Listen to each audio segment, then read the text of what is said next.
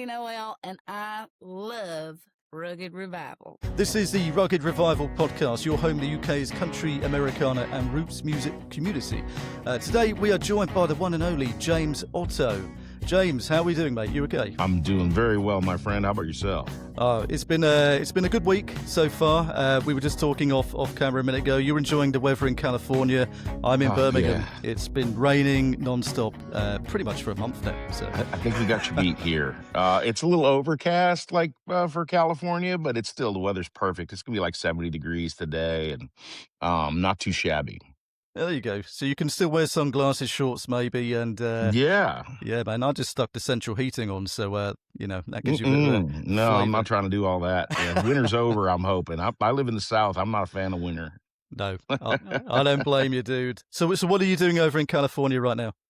I'm doing a thing called Songwriters in Paradise, which I do a bunch of these shows. It's essentially, if you're a fan of songwriters, which of course, if you're a fan of country music, you are, because songwriters are the power behind the throne of country music. It's basically a week long. Well, it's a weekend. It's 3-4 days of shows at different wineries in Napa Valley this week. That's where Sip Napa is, but there's Sip that happen in a whole bunch of different places, Cabo, Mexico. And so you have a bunch of great artists that get together, great songwriters that get together, and then people come out to the shows every night. So we're playing shows every night at a different winery, having great wine, enjoying the weather out here. And it's what I love most about this thing is it's a great time for us writers to hang out together. You know what I mean? Like when we're in town writing songs in Nashville, we'll see each other for a couple of hours, but we don't generally get together in large groups of songwriters and just hang and do that thing. So it's really kind of a social week for us, but also a chance to play our songs and do our thing. Good for you, mate. That sounds like a terrible existence that you have. It's rough, man. It's terrible. I don't know how you do it, but drinking wine and spending time in California. No, that's awesome, mate. A lot of people say that, in fact, like yourself, bumping into other songwriters or other bands, it's typically a flying visit. It's a quick hello. Yeah. You might be playing a gig together, but you don't get the time to hang out, which is a shame, really. With these kind of things, friendships get formed. You know what I mean? More than just hanging out and writing a song in a room with somebody, which is great, and you learn a lot about people that way. But this is a chance to, be together for 4 or 5 days together and hang out and talk and really figure out who they are. And it really sharpens connections. And some of my best friends are now people that I travel with because of these shows. They become my best friends. My buddy Channing Wilson, who's in the studio cutting a record with Dave Cobb this week, he's become one of my best friends because of events like this.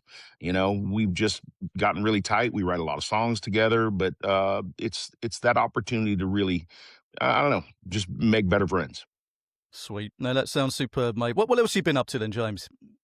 Man, I've been finally putting out this record that I made several years ago. I went down to Muscle Shoals and cut a record at Fame, and I have sat on that record for a couple of years trying to figure out the business end of having another record label put it out or do something else along those lines, and never found a situation that I was really excited about and felt like I was going to be in a great spot. And so I'm independently releasing this album and figuring out how to market music and do all that good stuff. And man, there's a lot to that. So it's a whole different skill set that I'm not sure I possess yet, but I'm working on building those chops.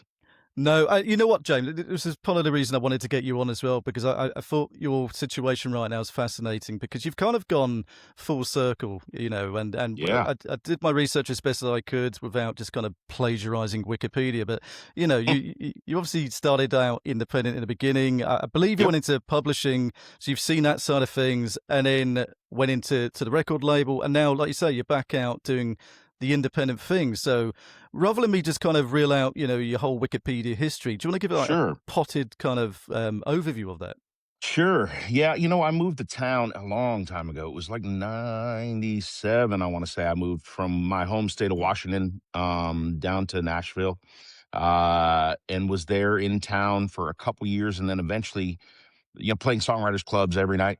And then from there, I got my first publishing deal, and I've had, have written songs professionally ever since, and writing for other people. But the whole idea was when I moved to town, I didn't know that there were artists that didn't write their songs. That's not something that I really knew. I figured every artist wrote their songs. I thought George Strait wrote all those number ones. Turns out he did not. So I really, dug into the songwriting side and learned to write songs in Nashville. It's the best possible university you could put yourself in if you want to be a musician or a writer or an artist. You are amongst the best that there are. So you get a chance to get uh that lesson, those lessons from the greats. And so I spent years playing clubs, songwriters clubs, and doing that thing and learning to write from some of the best in the world. And from there, I was on Mercury Records. I got signed to Mercury Records and was there for a couple of years with, a couple of top 40 hits, but nothing big. And then ended up parting ways with them and going to Warner Brothers.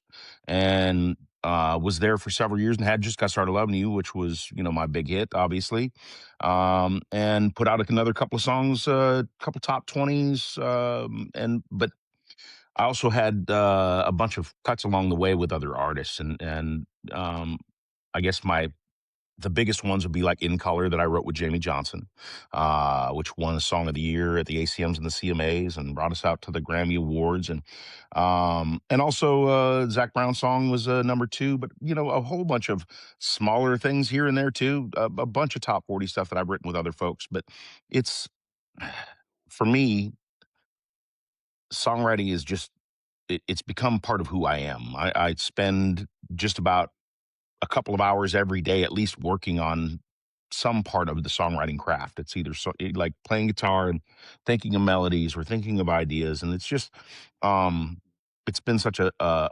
fantastic way to, I don't know, to really figure out the craft, to study it. You got to treat it like a job. Do you feel most happier there rather than performing and recording your own stuff? Is the songwriting side? So I love both. I love both of them. I love performing. I love songwriting. I tell you what I like the most is the songwriting lifestyle is what I prefer to the artist lifestyle. The artist lifestyle is spent mostly on the road, and as a dad and a married guy, it makes life a lot easier for me to be home most of the time.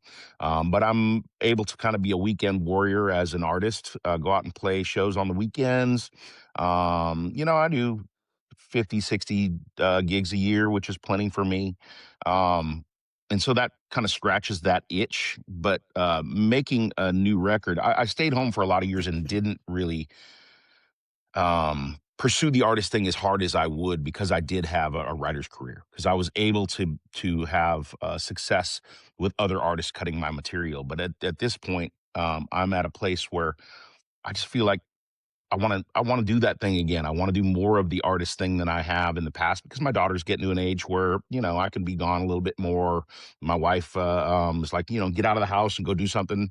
You're in my hair, so it helps. And I'm lucky that I have that opportunity at this point, to be able to still go do those things. Yeah, good for you, James. Funny you say that. Your wife saying you're getting in her hair. My wife said the same, and that's why I started the podcast. We do these hobbies. We all have to get out of their hair somehow, don't we? And now she's moaning that I don't spend enough time with us. You'll never win that game, mate. You can't win, man. You cannot. But no, I'm really interested in the songwriting stuff. I was out in Texas last year. I got to hang out with some artist friends, and to actually go to see some co-writes that they were doing and how it kind of goes about. And I'm just a fan. I'm not an expert in anything, so it was just cool to kind of witness that go on. And I was interested, particularly from your perspective, writing with the likes of Jamie Johnson. So when you're writing these songs, do you have a particular person in mind? Or does that come later, in terms of what you're writing and then see what it comes out like? Tell you what, I have not had a lot of success writing songs with an artist in mind.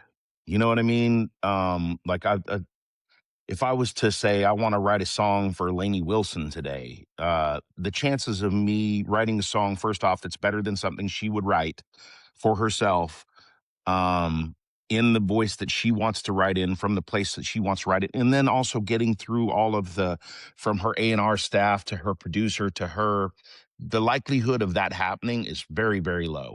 I mean, the chances of a song getting cut and being a hit anyways are always low. It's you never have like a high batting average for those things unless you're like, one of the uh, like Ashley Gorley, who's had 100 number ones or whatever it is. There's very few of those guys. And for me, I've always had much better luck writing with the artist, writing with the people, and that's one of the things about being in town and being in the scene. I'm able to dig into what's going on in their lives a little bit better and into their heads because I'm sitting with them. We're talking about what's going on in their own lives, and so you get that opportunity to songwriting's like therapy essentially. You sit in a room for a couple of hours and talk about what's going on in your life, and from there, we're able to turn that into something that is meaningful to them. You know, and so that's always my favorite way to write a song is to write them with the artist, is to sit down and talk about the things they're going through. Yeah. Yeah, that makes complete sense, mate. And you touched upon kind of being in the Nashville scene and a little bit about how things might go on, and for us, kind of looking on the peripheral, on the sidelines, what's kind of been beneath the veneer of Nashville? Is it that difficult to crack? Because so many people want to go there, they want to write, they want to perform, they want to make it. What's kind of the reality of that? You kind of mentioned a few things already. It's not easy. I mean, for sure, it's a difficult way to make a living. And I think one of the biggest parts of that is you have to be okay with rejection because you're going to get a lot of it, right? You're going to hear no more often than you're going to hear yes. And if you're the kind of personality that always needs reassurance, or you're not a self starter, then this is not for you. This is one of those things where you have to dig in, you have to be ready to be in for the long haul. I've been in town for 29 years this year, which is crazy to me. And what I see is the people that win are the people that don't quit. That's the ones that win, the ones that stick around and are willing to take on the hardship of this life. Because man, there are so many really talented people that just aren't built for the realities of the situation here. So there's an immense talent, tremendous amount of people trying to make it, and only so many spots that are really available. But I always tell people, if you can see yourself doing something else and being happy doing it, then you should do that, Yeah. because this is a thing that requires a life dedication. This is not, hey, I'm going to go give it 5 years and see if it works. Well, man, some of the most talented people I know have been in town for 10 years and not really gotten to where they feel like they should be. Do you know what I mean? And so it's it's something you do because you're called to do it and you love it, and you're willing to take the slings and arrows of the life as a writer or an artist to make it happen. I mean, I don't recommend it for everyone, but it is for people who feel called to do it. Yeah, yeah, that kind of rings true of a lot of people that I've spoken to across different scenes, particularly in Texas, where they've gone, Oh give, yeah. given it 5 years, and like you say, they've gone back because it weren't for them, man. It's very different to the scene that they're in, and I suppose the level of control or the level of, I suppose, what you have to give up as an Yes. Oh artist, yeah. Well, and man, there's a lot easier ways to make money. Mm. If that's what you're interested in, is making money, this is not the job. This is not the thing to do, man. You're in this for the wrong reasons. You got to be in this because you love it. First off, you have the talent for it and the dedication and the will to make it work year after year. Because there's going to be years where you feel like quitting. There's no question about it. Absolutely, yeah, and don't become a podcaster either if you're looking to be a millionaire. No, It's no, never going to no. You're happen. doing this obviously out of the love of of talking about music because you're a fan of music, and you know what? God love that, man. That is the thing. So, and if money comes, awesome. You know what I mean? So, but you're not in it for that reason, and that says a lot about you and your motivation. Thank you, sir. Yeah, it's just a real pleasure to speak to artists like yourself, James, and I appreciate it, like man. yourself and your side. We've made so many cool friends with other podcasters and artists, and we were treated to a Texas tour last year. I won't make any bones about that. That was a friend of ours in the podcast scene that whisked us away out there, and it was like Disneyland for us. That's awesome, dude. So that's the benefits you do get. You make Texas is connections. country music Disneyland. Oh, it Like you go is. down there, you can go to like a different place every night and see it. Like there's a band in every damn bar. It seems like every honky tonk across Texas.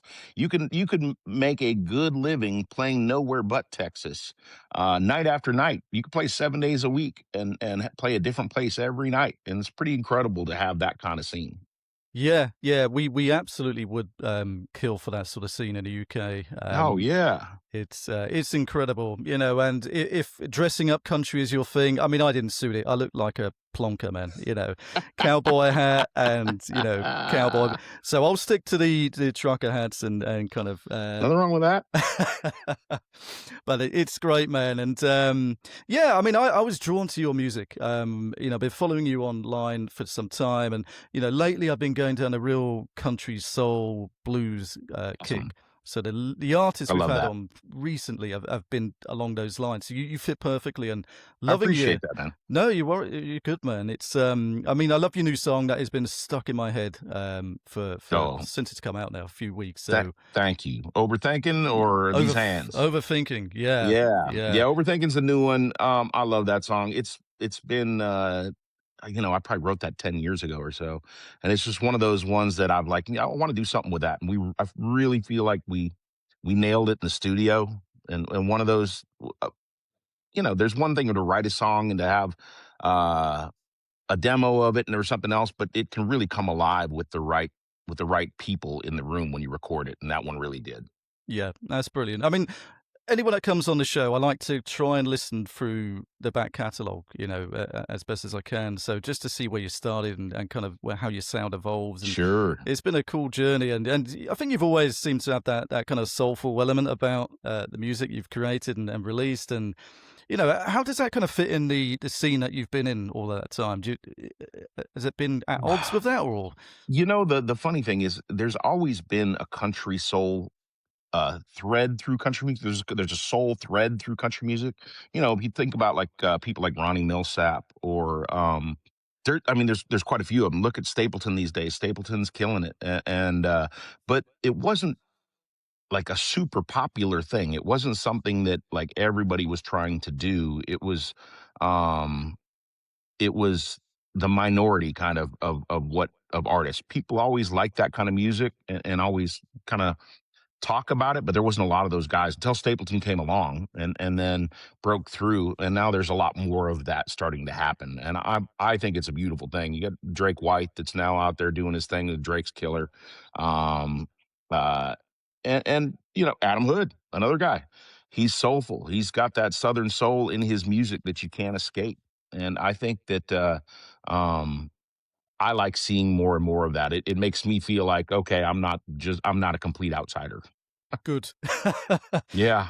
Yeah, there's some fantastic artists at the minute within that particular scene, but it's cross country as a whole. We spend a lot of time in Kentucky as well with online, may I add, Oh with yeah. friends and artists out there, and like you say, with Stapleton, Sturgill, and that kind of scene that has come through over the last 10, 15 years. It's been incredible. So all over, there just seems to be this real resurgence of country music, Yeah. whatever the What genre. I think you could put Marcus King in that too. I mean, Yeah. he's soulful. He's yes, he's a rocker and a blues guy, but there's a lot of country in what he does too. Yeah, I suppose that's a question for you now, then, James. So, in terms of recent artists, who excites you the most in terms of what they're writing and what they're playing? Marcus is one of those guys. Marcus is one of those guys that I love to listen to. He's an amazing guitar player. The songs are things that aren't the norm, of country music. He's um not writing the same old tropes that you hear in pop country music. He's doing something really different. Stapleton's always one of those guys. We used to write back in the day, and he's a buddy of mine. I love seeing him, become who he's become because he was always that good. He was always an amazing writer and always an amazing talent that like everybody in Nashville admired and loved, but outside of Nashville, nobody really knew him. And now he's like, one of the biggest artists in the world, and deservedly so. I love seeing those kind of stories, guys that are the true real talents getting what they deserve. Absolutely. They remind me of the old school artists. If we're looking like the old Allman Brothers band, that's kind of what I Yes. almost grew up on. So Leonard Skinner, that southern kind of rock, Yeah, southern man, me soul. too. So that's why I love your stuff, Marcus, and all of those guys. I think Yep. that seems to be coming back. It seems to be coming back in I think favor. it is. Well, I think Hank Jr. was another one of those guys that always brought blues and Yeah. boogie woogie and those kind of things into his country music. And so, it ebbs and flows. That thing kind of moves its way through country music. And right now, I think we're in a good period for that. Awesome. Yeah. So what kind of music did you grow up on then, James? Man, everything. Top 40 radio was played in every car that I was ever in as a kid. Everybody listened to that.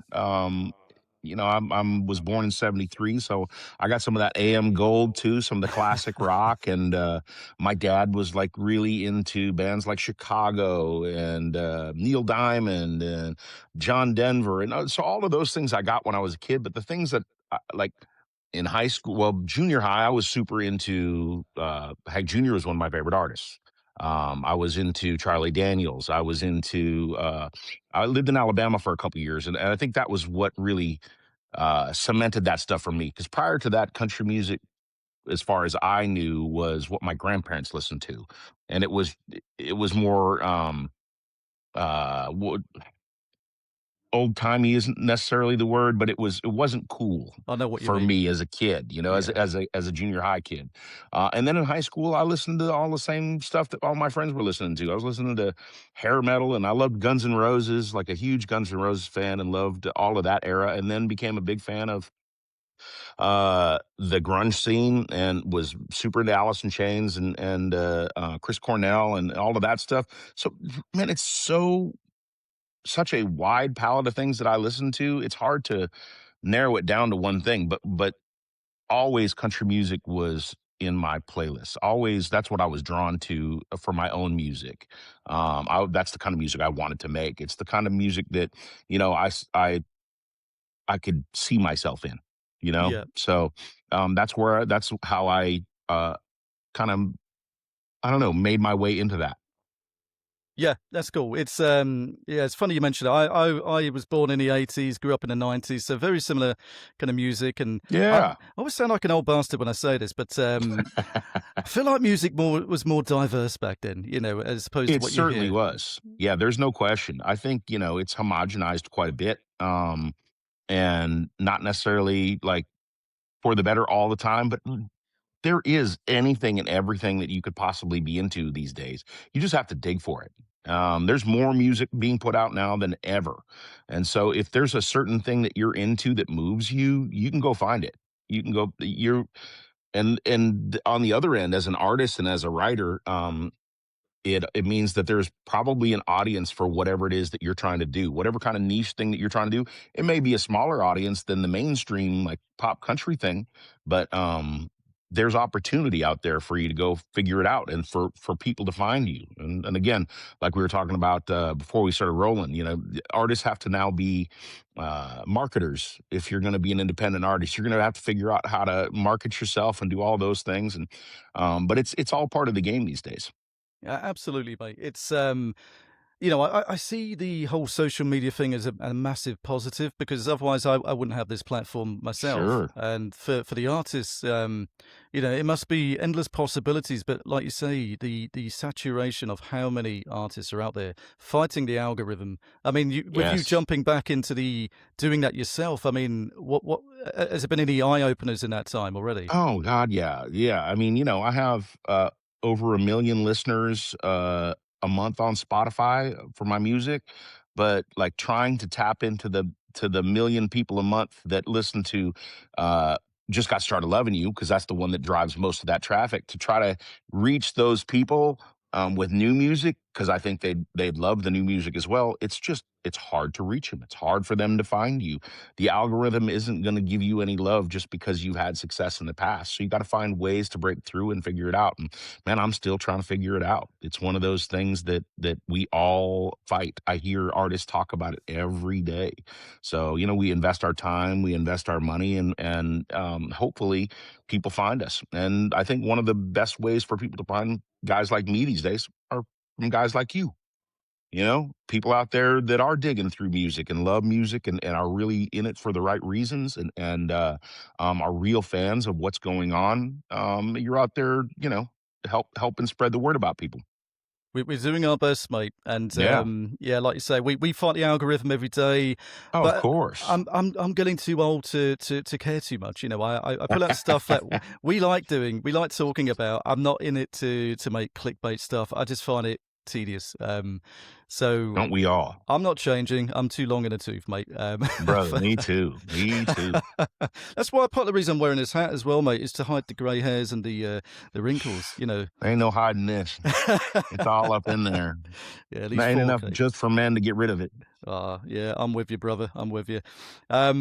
But yeah, interesting. I was looking. I love to look at Spotify numbers and stuff. To me, it's just background noise. It obviously means a lot to the people posting it, and we've got our own kind of grit sessions that we put on there, and it's frustrating that we're not getting as many hits or listens, but it is what it is. Like I said, I'm too lazy and old to fight that algorithm. But That's really it, man. It's just tough. You just got, it is what it is. You got to keep just believing and keep putting it out and keep fighting it every day. yeah, man, yeah, man. So I suppose an interesting question for somebody that's had a number one single. You've probably been asked this a million times, but what is it? What is it like to hit that kind of achievement? Because a lot of artists that I speak to, and we say, what's your kind of bucket list? 3 things that you want to achieve in your career, and having a number one single is always within that. Oh, sure. So How much of your life did that change? Having that single. Changed everything.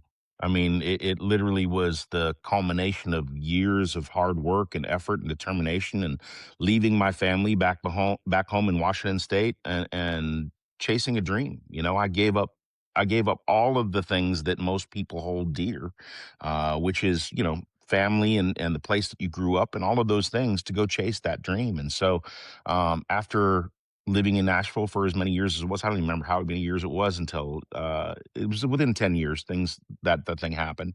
But it was the culmination of everything that I'd worked for.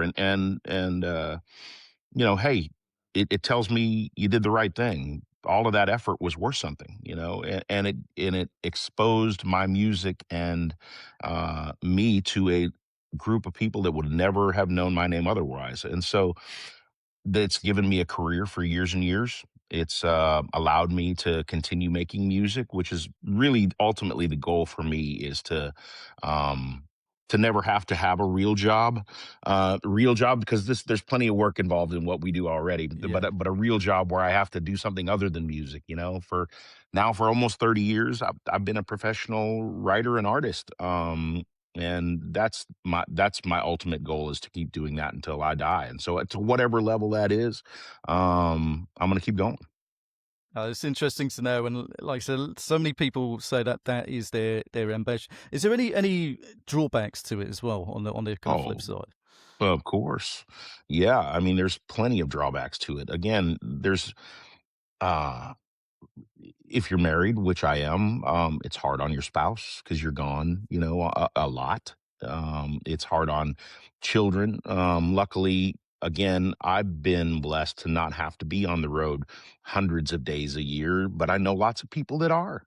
A lot of people in this industry spend 150, 200 dates a year on the road. And I don't have to do that because of Just Got Started Loving You and In Color and other things. There's some mailbox money that helps supplement all of that stuff. It helps keep the lights on and keeps me on the road less than I would be. So that gives us a level of comfort to where yeah, we got a certain amount of money that we're no good is going to come in on a regular basis, but still, if you're not out there hunting it down and out there trying to make more, you're going to be on the streets. So there's lots and lots of drawbacks to it, and that's why I was saying earlier is that it's not something that I recommend for everybody. It's something that you feel called to do. So, I'm a lifer. This is what I'm always going to do, no matter what. And so you just put in that work and that effort and make it happen. Yeah, no, that's interesting. I'd say I think for nosy people like me to understand what it is like, to be in that situation, and it's not always glitz and glamour. And like you say, when Oh, you are a family man, yeah. yeah, it's tough, man. That's why, yeah, everybody's like, "Oh, it must be awesome." I mean, you get to go to like award shows and all those things. I've done some of that. I've first off, I don't go to those things any longer. Those are the only things where you'd go, well, that's the fancy part of it. That is the glitzy side of it. But that's such a small percentage of what the job actually is. Most of the job is, being in a dressing room that's the size of a small bathroom. Half the time you're hanging out waiting to go on stage, or you're in a hotel room by yourself, or you're driving for hundreds of miles from gig to gig. I mean, there's so much of it that goes unseen, that I wouldn't call a job glamorous at all. There is rewards to it, of course. Doing what you love for a living is a blessing all in itself. And for me to be able to make my living with a guitar in my hand, writing songs, is a tremendous blessing. But you certainly pay for it in other ways. Miles on your body, a lot of sleepless nights, a lot of things that go into it. But man, I can't see living life any other way. Yeah, that's it's interesting to know that, mate. And did you turn into a diva at any point? That's the real question, mate. What? I'm sure I did, dude. I'm sure I did. I guess the learning curve is what I would say it was. Like um you start getting full of if you ever start believing your own hype, your own success, I think you're in trouble. You always have to have people around that remind you, hey, you're lucky to be doing this. You're lucky for your success. Even as good as you are at whatever you're good at, uh, a lot of luck comes into play. So I think maybe I did when Just Got Started Loving You came out and In Color came out right after that, and then No Hurry. I'm sure I did get a full of myself at some point. But uh, I have been humbled plenty of times over with with the realities of life in this business. No, you can have some fun with it. I think I would have turned into Mariah Carey in some parts, mate, but just for a laugh of it.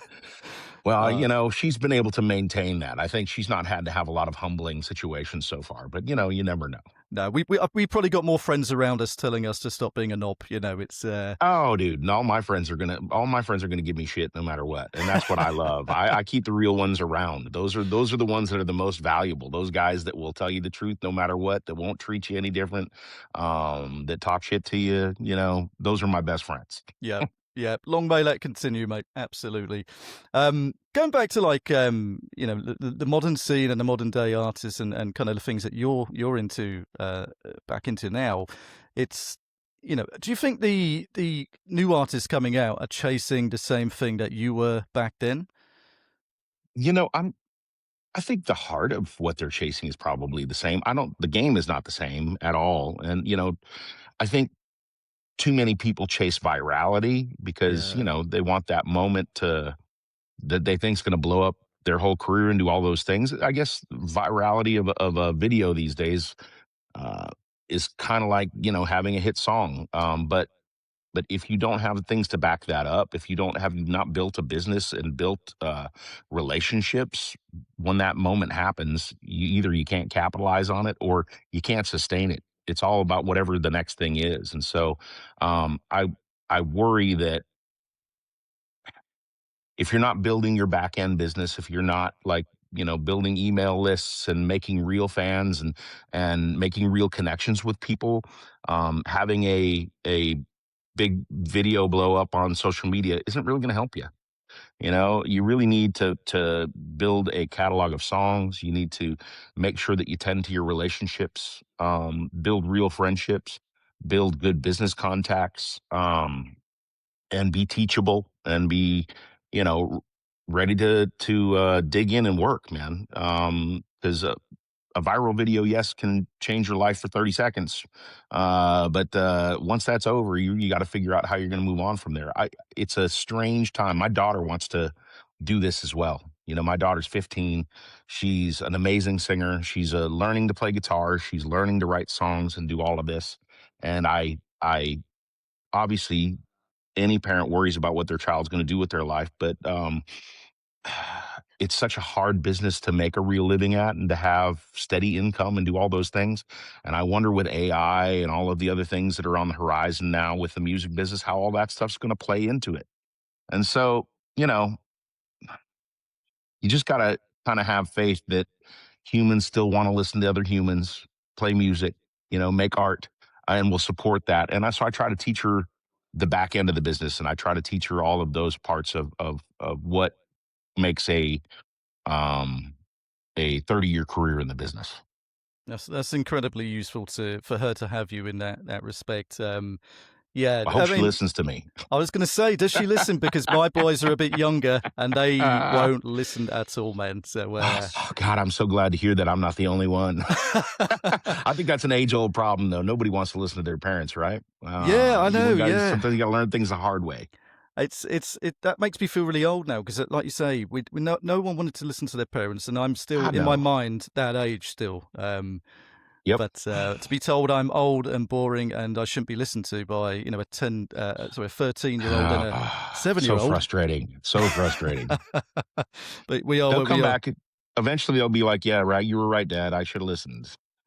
I'll record that moment. But so what has there been any kind of top tips that you've given her at this stage? What's been the main ones? Um, the the top tips, I think, you know, the main thing is I'm trying to teach her work ethic. You know, like yes, God gave you a natural gift as a vocalist. You have a natural ability to sing. And she's put work into that. She's put effort into honing that, and she's as good a singer as most artists I know. She can sing as good or better than most artists I know.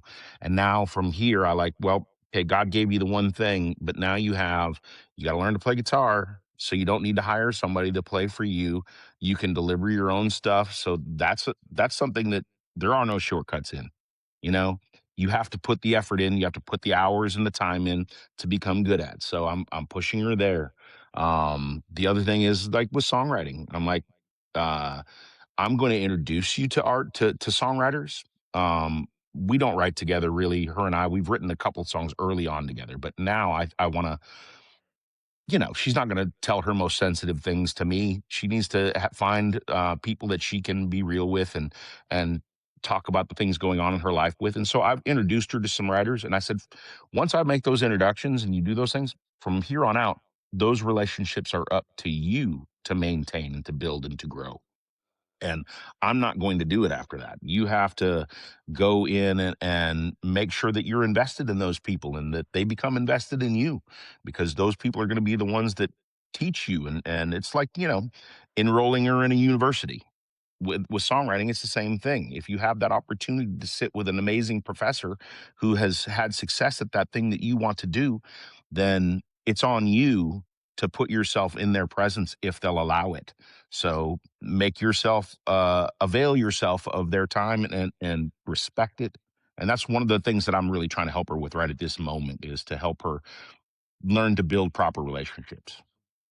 Yeah, it's difficult with the kids these days with the technology. I suppose, Oh they've got yeah. the benefits of that, but then it's a drawback. I think communication and the way that they converse with other people has changed, for the worse in some ways. I've noticed with my kids. Yeah. I mean, you know, if all of your relationships are through a screen, you know, it's going to be pretty hard to have real relationships. Your attention span is going to be low. We all get addicted to these dang phones that we have. But, you know, put it to use if you are going to do that. Like with like the relationships that I'm having her build. Like, hey, reach out to people, talk to them, like tell them what's going on with you. Like try to set up appointments, try to go hang out. It's with this business specifically. there's the negative connotation of it's who you know, not what you know.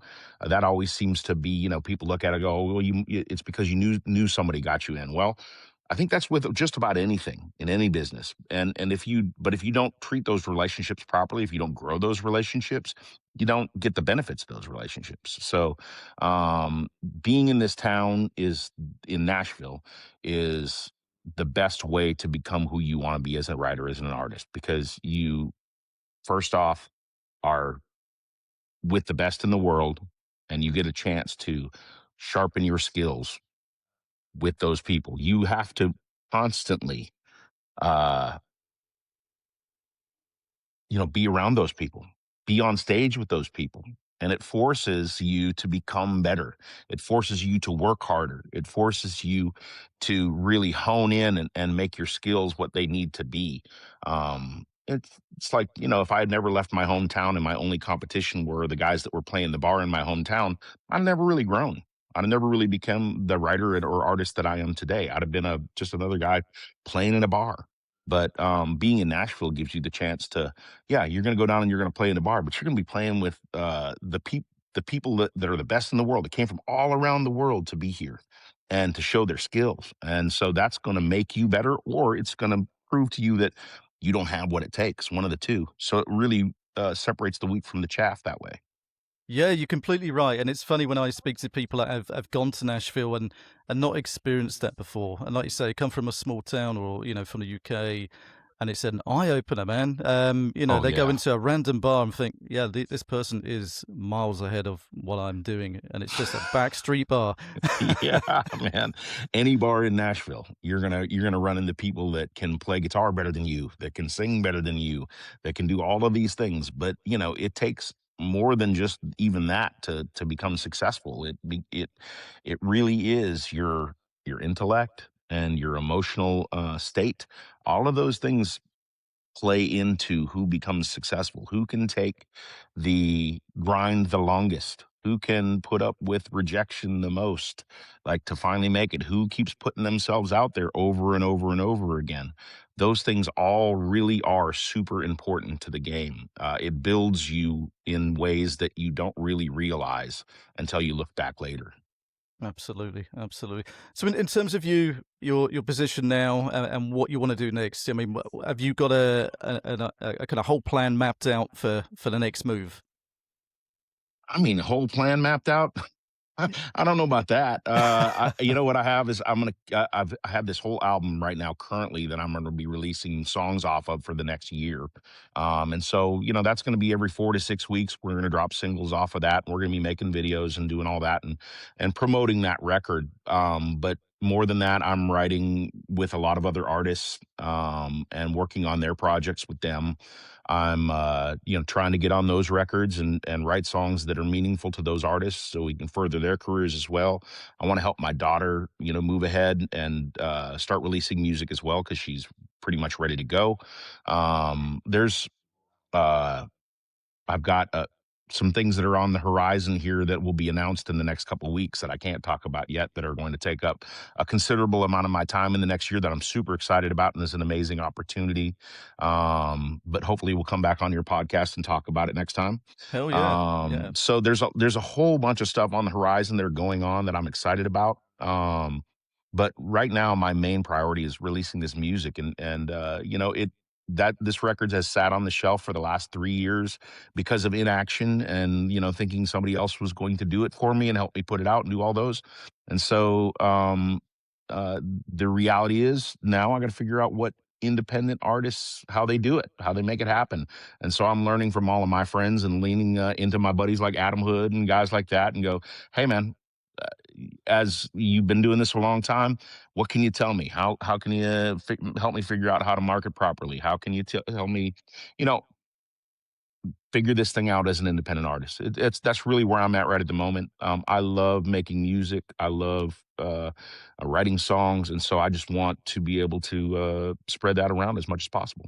That's cool. Do you find it's moving ahead in the way that you want it to, much faster these days?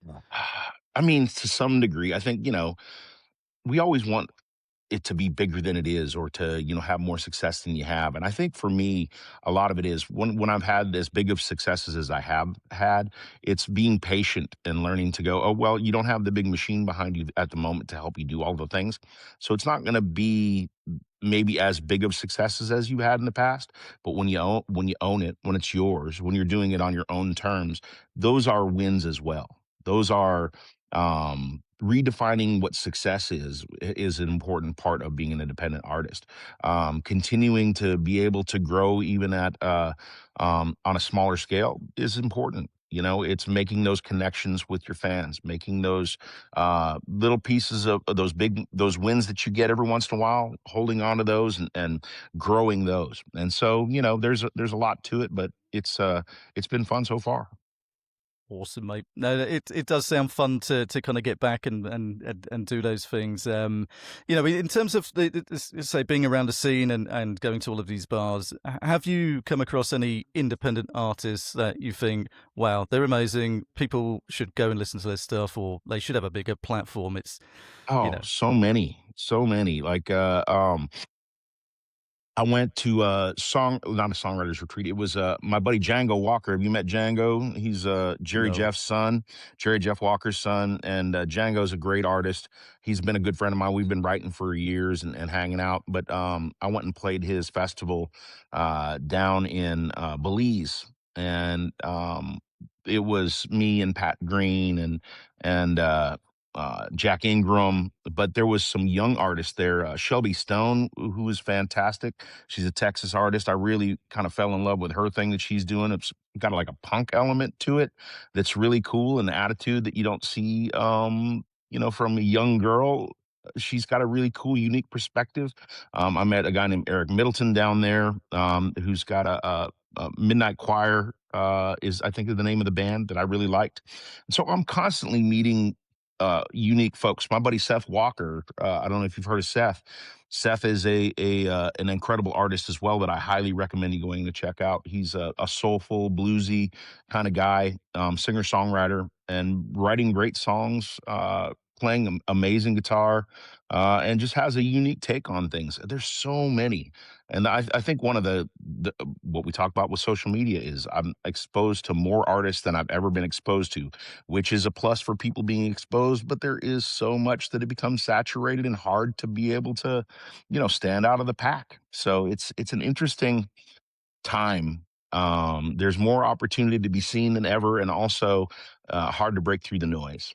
It is. It's funny you say that. And some of the guests I've had on recently and found new music has just been going on Spotify and typing country soul. It comes Yeah. up with a bunch of recommendations. And because I Yay. listen to a lot of independent music mainly, it was Sure. independent artists, which I thought was cool. So, Pug Hey, I'm Johnson, people like that. Pub It's Johnson. Yeah, Pug Johnson out of Texas. Okay. A lot of the Texas guys, in fact, probably because I hang around there too much lately. Sure. No, it's a good place to be hanging out. They're probably sick of the sight of me and my co-host, but yeah, it is an awesome place. And like you say, Shelby Stone, and I found a lot of these people through the old school ranch radio. That's awesome. Yeah, we Yeah, found it radio's online still here. important, man. If you Yeah, if you have relationships in radio and you're able to get on radio and break through that way, it's still a very important platform and a way that a lot of people still discover music. I think more people probably listen to radio than do streaming at this point still. So it's just in every car. It's the way a lot of people consume music. I was going to ask you a question when you're talking about all these artists that you listen to, country soul artists. I found that I was went on and I was listening and doing that thing on Spotify, and I put on my new song, and I was curious what would come on afterwards and what would happen. And what I found was is that several times when I did that, and it would be an artist that came on and it sounded like it had a country soul thing, or it sounded like it was to be similar to something that I did. And I would like go look into the artist and try to wonder who the artist is. And it's an AI artist. yeah. I Are had the you seeing same a lot of that? massive. You know what? I did that today with your song, your new song, and Yeah. exactly that because I love doing that, and that's where I find some new. I can normally tell. Oh, right away, because if you listen, if you know what to listen to, you hear it. Yeah, you hear it. Some of them are really good though, and it takes Yes. a little bit. The artwork is typically a big giveaway. If I don't see Yes. an artist on there, or if the artist looks clearly AI because that hasn't been perfected, then. No. But yeah, that is a problem, mate. I think with Spotify particularly, it's starting to Really piss on me off a little Spotify bit. for sure. Yeah, Me too, and I think it's disgusting. Honestly, I think it takes away opportunity from real artists. It takes spots away from people that you know that are trying to earn a living doing this. And so you have they're out there literally listening to like my music or somebody else's music and making music that is similar to it and taking those positions away from real people. And I it's really insidious and frightening. I worry because man, they've got like backstories they've written for these artists, and they've created like profiles on social media for them, and like they're real people, and it's just the wildest thing to me. And I hope that people can hear and discern the difference. I hope that people will decide that that's not what they want um, to get behind. But man, I worry that some people don't care. I think you're right, mate, and I think exactly the same. What does the scene think? What does Nashville think of this I this mean, I movement? think most of them feel the same way as me. I mean, some people feel like it's inevitable that you're not going to be able to fight it. A lot of people, including myself, have used Suno to create demos of songs. Um, it's hard to not engage with it when it costs $1,000 to cut a real demo, to hire people and go do that, and if you don't ever see that money back when you're writing songs, like I said, write 100 songs a year. I can't spend $100,000 a year cutting demos for things. I can't. Just there's no financial viable way that that's possible. So you get done writing a song and you go, oh, I can stick it in Suno and have 20 different versions of it in 10 minutes, and pick the best one, and then I could pitch it around to people. It makes a lot of sense for that. Yeah. But you're also, the more that you think about it, you're feeding the machine that's going to kill you. It's going to take away your living. That you're teaching it how to be you, to be better you, and that is not good. So I don't know. I fear AI on so many levels. If AI was going to make my life easier and maybe wash the dishes or do some of the things I didn't want to do, then great. But I don't want it taking art away from humans. What's the point of that? I don't understand that. Yeah, I think that's very different when it comes to art and that the way that makes people feel. I don't think AI can ever, or I hope it doesn't ever replicate that or take that away. But like you say, It's it's getting replicating it. It's so good replicating it now. already. So now it's up to us of whether we accept that or we don't accept that. How do we fight it? What's the Yeah. It's a conversation that is happening every day in Nashville, in every writer's room, in every boardroom at the record labels. Everybody's talking about it on a daily basis. And so it's um I don't know what the answer is yet, but I do know that it is um it's the biggest danger to what we do for a living. Absolutely. I mean, I don't know if it's happening on other platforms, but because I predominantly use Spotify and it is Yeah. just saturated on there. Saturated. It's everywhere. I mean, Yeah. it's yeah, and again, I don't think people are going to be able to tell the difference. A lot of people, if they're not listening closely, I mean, some of that music's really good. Some of it is well done. Some of it, I mean, the vocals are sometimes better than humans can do. It's just it's not human. That's the main thing. It's not human art. It's machine created art, and it's copies of what humans have made, and they're spitting it back out at us. Yeah. Yeah. Yeah. I don't know what the solution is, mate, but hopefully Me someone either, brother. finds it and stops these bastards. Me We'll too. Yeah, from your lips to God's ears, my friend. So, in terms of, so you're traveling around the US a lot, and Yeah. always ask the artists I love and respect, like yourself, When are you coming to the UK? We'd love to see you here, mate. Man, I am looking for the opportunity to come. If I can book some gigs over there and get a chance to come and first off just be a tourist and see the country. I've been once and I got to go for a day and hang out with my wife in London. That is not near enough. There's so many things that I want to go over and do and see and have thought about my whole life, you know? So it's just looking for the opportunity to come over. If I can book gigs and play music over there, man, I'll do it in a heartbeat. Happy days, mate. We'd love to see you here, and yeah, I mean, we've supported independent artists in the past with gigs and doing like mini tours of the UK. Oh yeah, It's been a fun experience, and I would love to go back out to the States. So perhaps you come here, I'll go to. dude. On my bucket list is Alabama. Funny enough, Hey man, Alabama, you need to go to Muscle Shoals if since you're a big fan of music and you love music, you need to go see the shows and see what Leonard Skinner was talking about with the Swampers and some of the best music in the world was made right there in Muscle Shoals, Alabama. It's a tiny little place. It's not what I would call picturesque. Like it, you wouldn't think uh, so much greatness would come from such a small place, but man, incredible talent down there. So many great writers. Isbell was from down there. Jason Isbell wrote for Fame for a long time, cut records down there, and there's just tremendous history down there. Definitely go check it out. Yeah, absolutely. I mean, I was turned on to Alabama's state particularly. There was I'm a nerd, so in the evenings when the kids have gone to bed and I'm left alone for this brief period of time, I'll stick on YouTube and there's a guy from Newcastle, England, Jack Ainsley, and he went to Alabama into not the usual parts, but you know Birmingham, Tuscaloosa, and I think Floribama. You know, on the Oh yeah. oh man, Oh, so many people have played the Floribama, oh that looks and so me cool. included. It's I didn't know there was a beach down that way, so I thought Yeah, it's more than just a bar.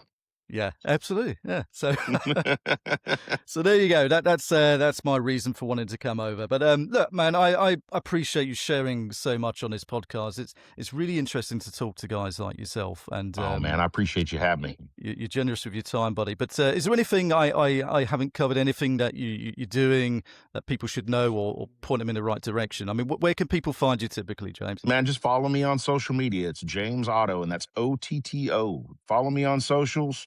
I run all my own accounts, so send me a message. I'd love to hear from you. Yeah, that's what we love best, mate. You know, when I reach out and bug people, it's great to hear from the person directly and not a team. So, yeah, good on you for replying to all of your messages, mate. Oh man, I really appreciate it. Again, if I didn't, these kind of opportunities wouldn't happen. So I really, I love being on your podcast and getting a chance to talk about what I love. Yeah, man, and hopefully the next time will be in person when you come to the UK. So that'll be Oh man, definitely. Hey, if I'm coming over there or you're coming to Nashville, we'll hit each other up for sure. absolutely. Well, I don't know if you've got a drink to hand. If not, mate, we'll sign off. But this was where we say to the grit, the grind, and to the revival. Appreciate you coming on, James, and thanks everyone for listening. Cheers, my friend.